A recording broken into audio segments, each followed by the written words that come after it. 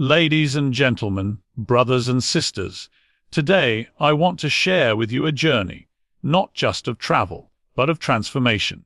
A journey that began with headlines and ended with the Shahada. I went in with doubts and came out with faith. The world had shown me one version of the truth. But what I saw with my own eyes, what I felt with my heart, changed me forever. When I first heard the word Palestinian, my mind conjured up images I had absorbed through years of media exposure: masked men, burning flags, angry chants, and words like terrorist, extremist, radical. That's all I knew. That's all many people know. The narrative had been set. Palestinians were the villains in a story I didn't even realize I was being told. But narratives are powerful. They shape not only how we view others, but how we view ourselves in relation to them. They build mental walls that can be harder to tear down than physical ones. I believed what I was told, not out of malice, but out of ignorance. And ignorance, when left unchallenged, becomes dangerous. When I traveled to Palestine, I expected hostility. I prepared for fear. I was warned by people back home to be careful, as though I were walking into a war zone full of inhuman figures rather than human beings. But within hours of arriving, that narrative began to crumble. The first Palestinian I met was a taxi driver. His name was Ahmed. He greeted me with a smile, offered me water, and asked where I was from. His English was broken, but his warmth was clear. We didn't speak the same language fluently, but we understood each other through kindness. That moment, that small human interaction, was the beginning of my unlearning. As I walked through refugee camps and bustling streets in Gaza and the West Bank, what struck me was not anger, it was resilience. I saw children laughing, not throwing stones. I saw artists painting murals on broken walls, not writing hate slogans. I saw elderly men praying with tears in their eyes, not calling for vengeance. What I didn't see were the so-called terrorists I'd been told to fear. Instead, I saw families living under occupation, still inviting strangers into their homes. I saw people who had lost everything still offering what little they had. I saw a people who, despite generations of displacement, still clung not only to hope, but to hospitality. I remember being invited into a small, cramped apartment by a mother of 4. She had no furniture, barely any food, and yet she insisted I sit, eat, rest. "You are our guest," she said, placing bread and olives in front of me. That moment taught me more about Palestinian humanity than 100 news clips ever could.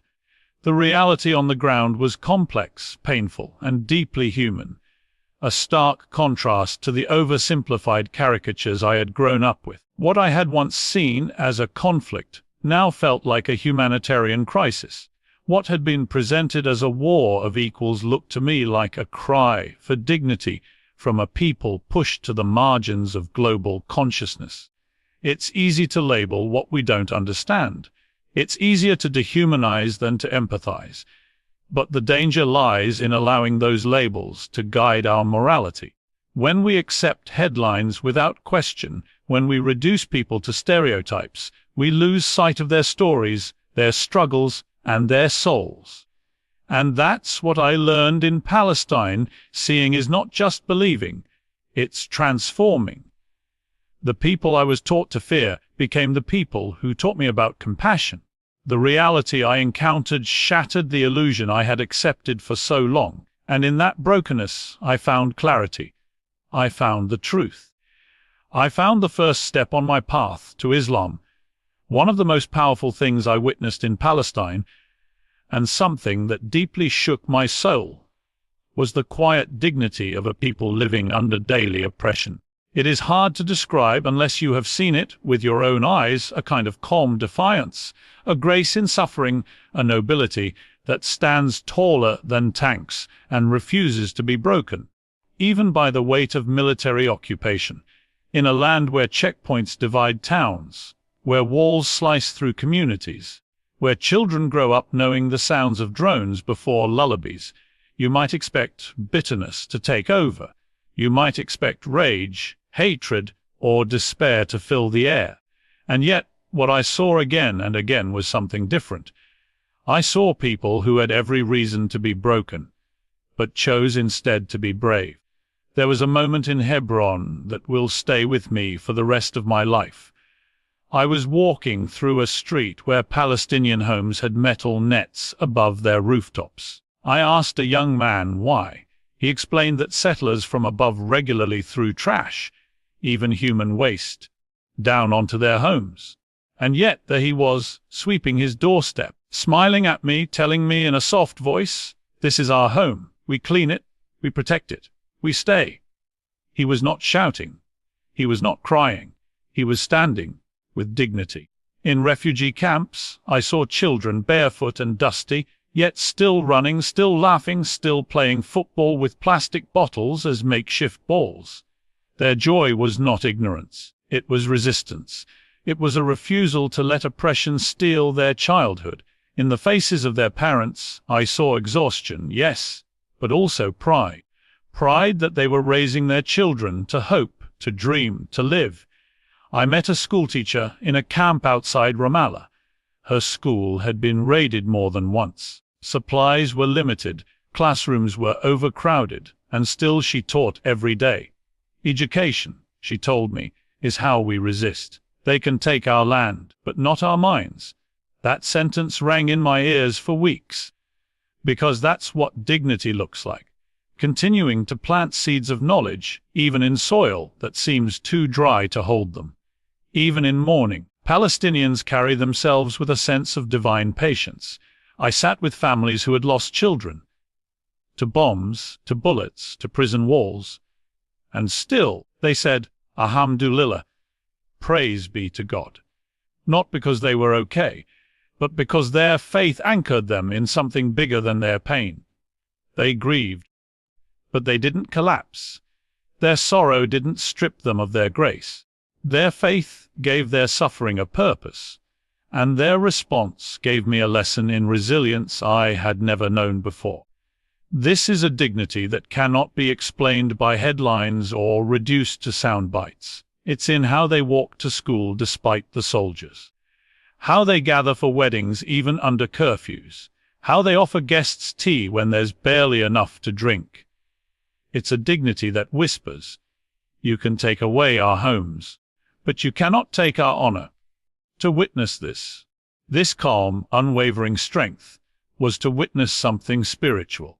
It was as though God had given them an inner light that no darkness could extinguish.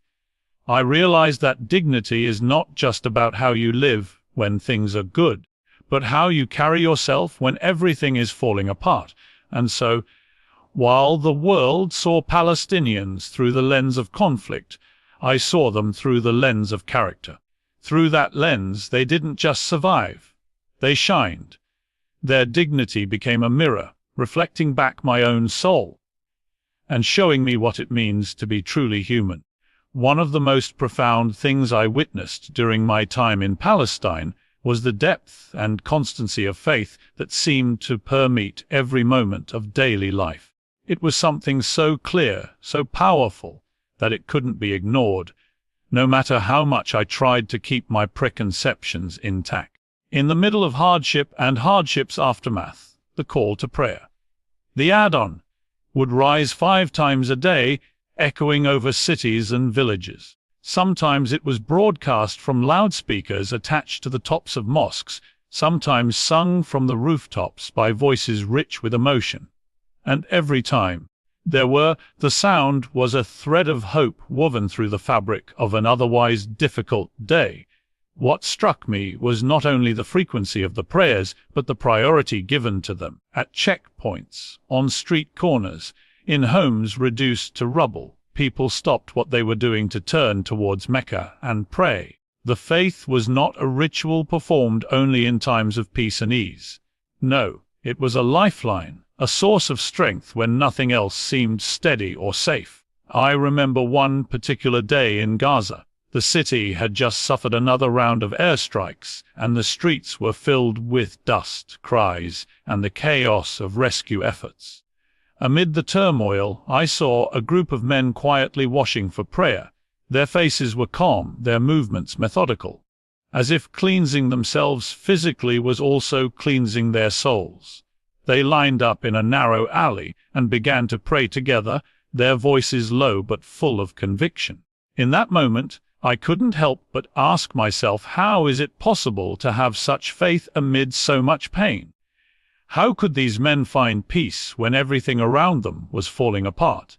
The answer lay not just in the prayers themselves, but in what they represented: a profound trust in God's wisdom, a surrender to a higher plan beyond human suffering. It was a faith that demanded patience, sabr, and perseverance. It was a faith that gave them a dignity and peace that no political solution, no human intervention seemed able to provide. This faith was evident everywhere. I saw it in the eyes of children who had known nothing but conflict, who prayed with sincerity and hope for a better tomorrow. I saw it in mothers who prayed for the safety of their families, their voices trembling but unwavering. I saw it in the elderly who, despite decades of displacement and loss, never stopped turning to God with gratitude and trust. Before this journey, I had heard so many stories that painted Islam as a religion of fear, violence, and oppression. I had heard accusations that Muslims prayed only to impose their beliefs or justify violence. But what I saw, what I experienced, was the exact opposite. The faith I witnessed was peaceful, patient, and deeply personal. It was a source of comfort, not conflict. The discipline of prayer, 5 times a day, struck me as more than a religious obligation. It was a daily reaffirmation of hope. Each prayer was a moment to reset, to reconnect with God, and to gather strength for whatever challenges lay ahead. It was a spiritual anchor in the storm.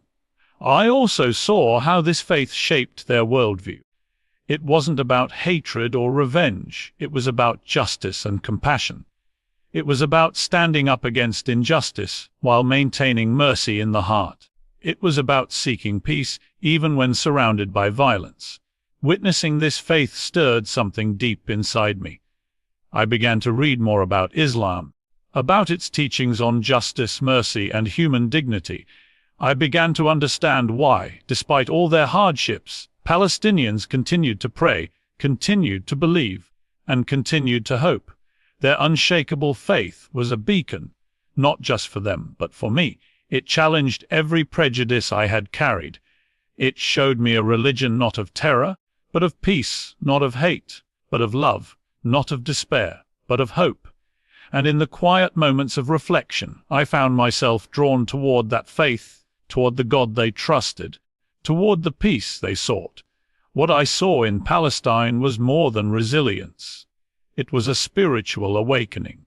It was the call to a faith that would soon become my own. Before I traveled to Palestine, I carried with me many preconceived notions, ideas fed to me from news reports, political debates, and casual conversations. One of the most persistent was that Islam oppressed women, that Palestinian society was rigid and closed off, and that Muslims were hostile to outsiders. These were the stories I had absorbed growing up, and like many, I never questioned them deeply. But nothing could have prepared me for the reality I encountered. The first surprise was the role of women in Palestinian society. Far from being silent or powerless, women I met were leaders, educators, activists, and caretakers of culture. I met women running schools for refugee children, organizing community health initiatives, and even leading protests for their rights and their land. They were articulate, determined, and fiercely proud of their heritage and faith. One woman in particular stood out to me, a teacher named Samira. She was in her early 30s, yet she carried the wisdom of someone much older. She spoke passionately about her commitment to educating girls, despite the challenges posed by occupation and limited resources. Education is the key, she told me, not only to freedom, but to understanding. Samira taught me that faith and empowerment were not mutually exclusive. Instead, they were intertwined. This was a far cry from the stereotype of oppressed Muslim women hidden away from the world. Instead, I saw women who were strong, resilient, and actively shaping their communities, balancing faith with activism. They wore the hijab not as a symbol of submission, but as a personal expression of their identity and spirituality. As for Muslims' attitude toward outsiders, my experience was equally eye-opening. I was welcomed with open arms, offered tea, food, and shelter, often by people who had little themselves. Hospitality was not just a cultural practice but a sacred duty. In Palestinian homes, guests are treated like family and strangers are given the highest respect. One evening, I was invited to a family's home in Ramallah. Their modest apartment was filled with laughter and warmth. Despite the hardships they faced daily, restricted movement, economic struggles, the threat of violence, they chose generosity. They shared stories, songs, and food. I felt more accepted there than I ever had anywhere else. This kindness challenged the narrative that Muslims are inherently suspicious or hostile to outsiders. The reality was that faith teaches hospitality and compassion above all else. It teaches mercy even toward those who might be enemies. I also encountered a level of openness and intellectual curiosity that surprised me. People wanted to share their stories, to correct misconceptions, and to build bridges. I found myself engaged in long conversations about faith, justice, and peace. Many expressed a sincere hope that those outside their community would see them as they truly are, not through the distorted lens of politics or fear. These experiences forced me to confront how deeply ingrained and harmful stereotypes can be. They reminded me how easily narratives can be constructed to dehumanize entire groups, to justify injustice, or to maintain ignorance. In Palestine, I found a community living at the intersection of faith, struggle, and hope. Their Islam was not the caricature I had feared. It was a living, breathing faith full of compassion, strength, and dignity. The contrast between what I was told and what I experienced was stark and humbling. It opened my eyes not only to the realities of the Palestinian people, but also to the truths of Islam. It taught me that faith is deeply personal, varied, and often misunderstood. Ultimately, this realization became a turning point for me. It challenged me to question everything I had believed and to open my heart and mind to a new understanding. It showed me that people are far more than the labels the world places on them, and that faith can be a source of liberation, not oppression. During my time in Palestine, as I engaged more deeply with the people around me, I realized that their faith was not simply about rituals or cultural traditions. It was rooted in something much deeper, a profound connection to the Quran and the teachings of the Prophet Muhammad. This connection illuminated for me a new understanding of justice, mercy, and human dignity that I had never truly grasped before. Before this experience, my knowledge of Islam was superficial at best, filtered through media portrayals that often focused on conflict and extremism. I had heard about the Prophet Muhammad, but only in fragments, stories distorted or taken out of context, often portraying him as a figure of violence rather than mercy. But seeing how Palestinians lived their faith, and then reading the Quran myself, was a revelation. The Quran spoke not just of rituals but of justice. It spoke of standing up for the oppressed, even if it meant standing against one's own family or tribe. It called for fairness and mercy, and for treating others, whether friend or foe, with dignity. These teachings were not abstract ideals, they were lived realities among the people I met. I remember sitting with a Palestinian family in a small village near Bethlehem. As we talked, the father recited verses from the Quran about patience and justice.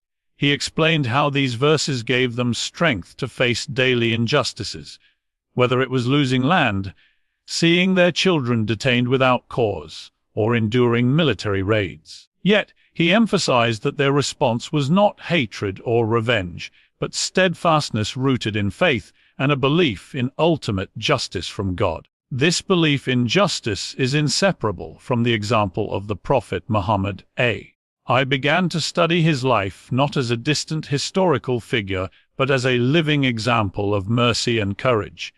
The Prophet was a man who forgave his enemies, even after they had caused him great harm. He protected the weak, uplifted the poor, and stood firmly against tyranny and injustice. What struck me most was how much the Prophet valued human dignity. His teachings promoted the equality of all people, regardless of race, tribe, or social status. He emphasized compassion towards women and children, the rights of the poor, and the importance of community. These were not the qualities of a conqueror, but of a servant leader committed to justice and peace. I saw these values reflected in the everyday lives of Palestinians. Despite the trauma they endured, their faith did not breed bitterness but compassion. They cared for neighbors regardless of background. They prayed for peace and justice, not vengeance. Their hope was anchored not in worldly power but in divine justice. This new understanding challenged the narratives I had been told my whole life. Islam, I realized, is not a religion of violence or oppression. It is a religion that demands justice, mercy, and the protection of human rights. The Quran's call for justice is clear. O you who have believed, be persistently standing firm in justice, witnesses for Allah, even if it be against yourselves or parents and relatives. See Quran 4:135. This verse became a lens through which I began to view the struggles I witnessed in Palestine. The people were standing firm in justice, bearing witness to oppression, while holding on to hope and faith. Their fight was not against individuals, but against injustice itself.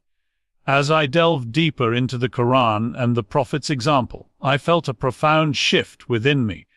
I was drawn to a faith that transcended politics and power struggles, a faith that offered a comprehensive vision of justice grounded in compassion and mercy. I saw that Islam was not just a religion, but a way of life that called for courage to confront injustice and kindness to all humanity. This was the turning point in my journey, a moment when I realized that the faith I had witnessed in Palestine was one I wanted to embrace fully. The Quran and the Prophet Muhammad were no longer distant concepts but sources of guidance, hope, and inspiration.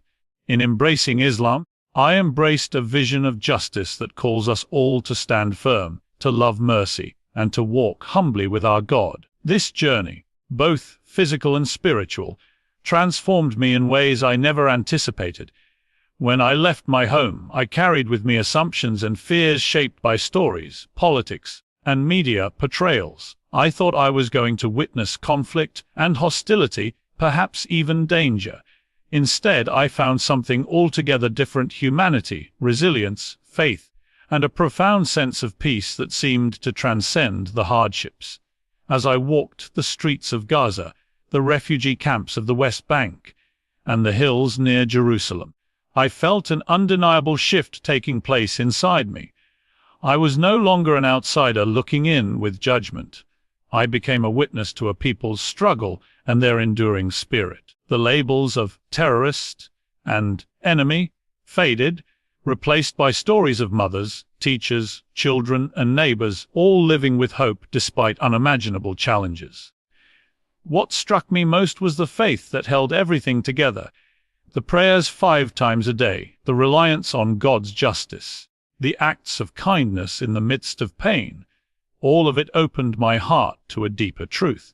This was not just a religion of rituals, it was a complete way of life, a path that offered meaning, purpose, and hope. I began to study Islam with a curiosity and openness I had never felt before. The Quran's message of mercy and justice resonated deeply.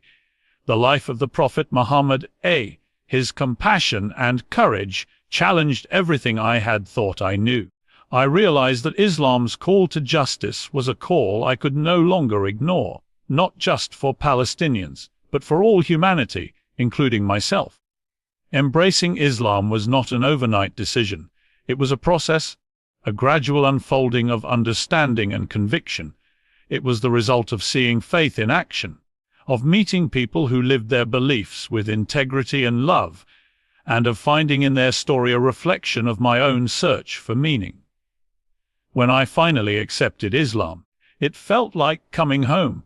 It was as if the pieces of a puzzle I hadn't even known were missing suddenly fit together. I found in Islam a spiritual anchor that gave me strength and clarity. I found a community that embraced justice, compassion, and peace. And I found a faith that called me to be better, to seek justice, to show mercy, and to live with humility. This transformation changed not only how I saw Palestinians and Muslims, but how I saw myself. It taught me the importance of questioning what I am told, of seeking truth beyond stereotypes and fear. It taught me to embrace empathy over judgment, and to understand faith as a source of light, even in the darkest times. Most importantly, this journey gave me a new sense of purpose. I now see my role as one who can bear witness to the truth, who can challenge misconceptions, and who can share the beauty and depth of Islam with others.